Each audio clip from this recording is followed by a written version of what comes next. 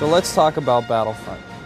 We got a Battlefront 2 coming our way, PS2, Xbox, and PC, and you might be interested in picking that up, especially if you played Battlefront the first.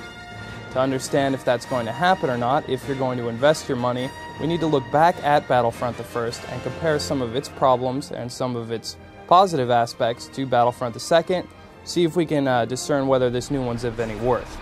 Here's how I sum up Battlefront 1. It's a game that's sort of like a dream. Everybody's always dreamed of being in the Star Wars universe and partaking in these really epic large-scale battles. That was something LucasArts tried to sell us with Galaxies, but of course that wasn't what an action gamer wanted. With Battlefront, you could get in your AT-AT, you can get in your AT-ST, you could get in the X-Wing around the Sky City and fight, and it was great, and you could shoot, and you could be all these different characters, but of course it was a third-person action game that also had a lot of problems because it offered so much. It was a little unbalanced. And because it was the first outing for Pandemic to kind of mimic this Battlefield approach to online gameplay, it really wasn't everything people wanted it to be. But still we loved it because it was the first game to offer us that sort of invigorating action experience that so heavily featured this piece of fiction that we're all so enamored with. So in comes Battlefront 2. The game that rightly should be fixing the problems in Battlefront 1 and expanding upon this idea of the ultimate Star Wars action experience. Unfortunately, it doesn't take so much time to fix any of the problems. Instead, it re-delivers the same content we had in the first game.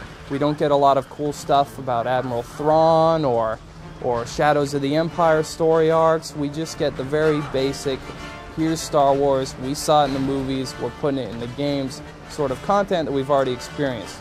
So that's problem one, is the reusal of old material. Not only is the base set of content so similar to the first Battlefield, the actual action experience is very similar as well. It still feels slightly unbalanced, very chaotic, and while that can be enjoyable, people who played Battlefront and wanted the more refined experience that comes with age and a second iteration will doubtless be disappointed from this one. But what they will get is the addition of more stuff. This is the trap that a lot of developers fall into. When they have a licensed game and they can't develop that license with new and original content, they usually just fill it with more options. The options in this case include being in a starfighter and space battles, or being a Jedi and other types of hero units. These are both things people wanted to do in the first Battlefront, but couldn't for whatever reason. Maybe Pandemic didn't have the time or the money or the experience. Who knows? Doesn't matter. Eventually they put it in here and we can do it. But like the first Battlefront, these new additions come with a lot of their own problems. They feel even more chaotic than the base game. The new Jedi hero units, for instance, kind of fly about the map like lunatics. In hectic battles with 24 or 32 people, depending on which console you're playing, you really have no option to defend yourself or attack an opposing Jedi if you yourself are one, because there's so much force power being liberally tossed around the map, you can't keep track of things. And this is representative of the sort of balancing issues that Battlefront 2 has.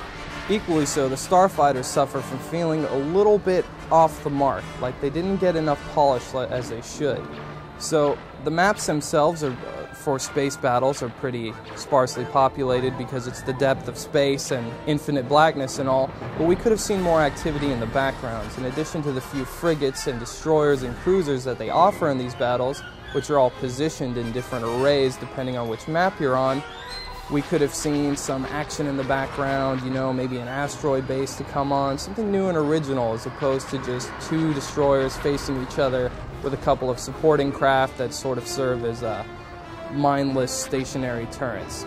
Even though we don't see this, the space battles do finally give us that opportunity to get into a starship in the hangar of a Star Destroyer, fly it across a battlefield, land into the hangar of a Corellian cruiser, and come out fighting. And that really adds a lot to the impression that you're partaking in this crazy Star Wars battle. But it's still just the idea that sells, because like the original Battlefront, Battlefront 2 doesn't take the time that it should to polish these aspects into valid gameplay mechanics. It's just the notion that you can do this is more exciting than actually doing it, so you may be more inclined to forgive the inadequacies of the base game. So because of all this that we've just spoken about, Battlefront 2 really isn't the game that we've all been waiting for. Even fans of Battlefront 1 are going to wonder why these problems haven't been fixed, and why performance isn't more stable, and why the single-player game isn't more exciting. and why just because we can be Jedi and can fly starfighters, it's not all that fun.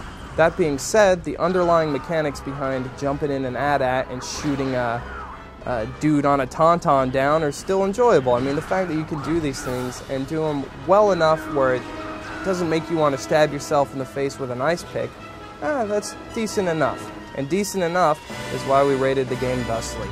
Not quite as good as Battlefront 1 because it's not quite as new and original and doesn't finally deliver on that dream, but it's still an experience that's not awful, but then not great because it just lacks.